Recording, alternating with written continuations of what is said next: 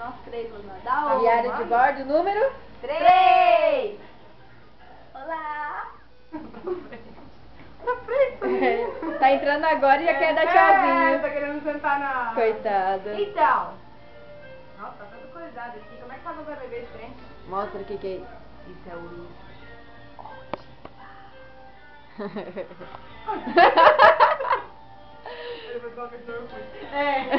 Então, estamos aqui ainda, né? Ainda.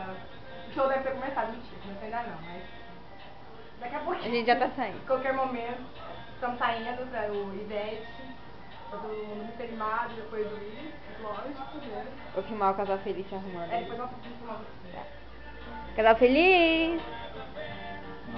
Dá um tchauzinho pro nosso diário de bordo. Hi! 2 horas se arrumando. Vai ser um namorado? Vai ser um namorado? Eu posso arrumar um namorado. Eu não, já tenho, eu também acho. Quê? O quê? Ah, é verdade, vocês só se pegam, né? Tá, Então, fala aí. Ivete! Vai pra Ivete. Ele tá me atacando. A gente vai pra Ivete. Uhul! Pessoa animada, né? Me dá orgulho essa menina. Vamos pegar geral. Não, você. Não.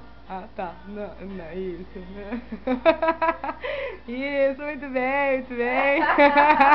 Olha, ela tá por aqui, ó. Ah, só por aqui, ó. E eu só por aqui, ó.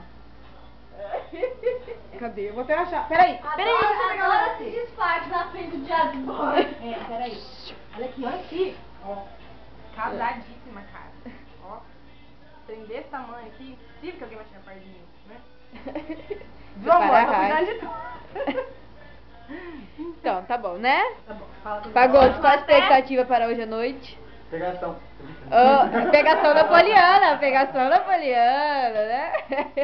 Adoro demonstração de afeto. Então, a gente faz outro lá no show? Meu tá muito feio, velho. É, lá no show a gente faz outro. Lá, uhul! Entendeu? Aham. Então, beijo.